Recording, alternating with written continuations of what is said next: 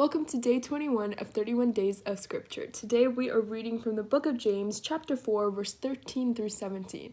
So let's go. I finished reading the section and recording multiple times, but it all deleted, and that's when you know the enemy is really trying to stop you from posting. Or at least that's what I'm saying. But God willing, we are going to keep trying, and I'm sorry. That's background knowledge. Basically, the section talks about warning against boasting.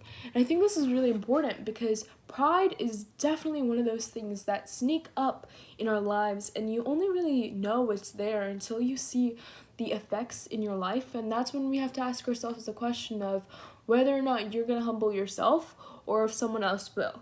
And I think it's universal to say that humility is definitely one of those things that are really hard to maintain consistently.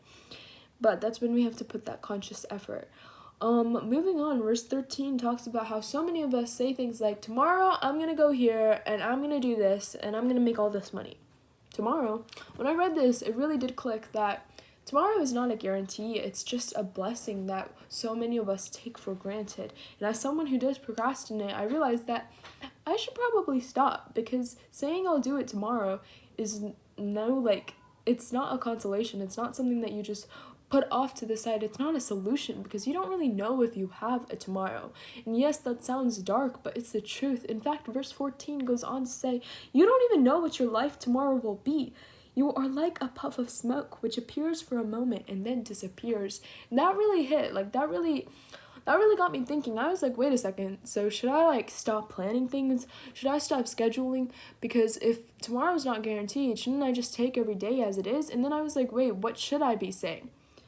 Y'all, verse 15 quite literally says, what you should say is this: if God willing, it says, if the Lord is willing, we will live and do this or that.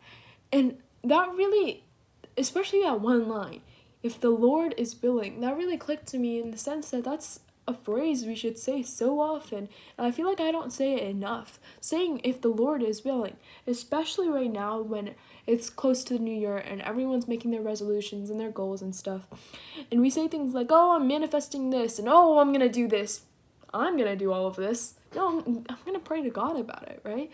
If God is willing, I'm gonna do all of this. It's not something you do out of sheer will. It's something we need to start asking God about, especially going into the new year. So I think this is a really good reminder, these verses, and I definitely recommend reading it for yourself. Thank you for watching.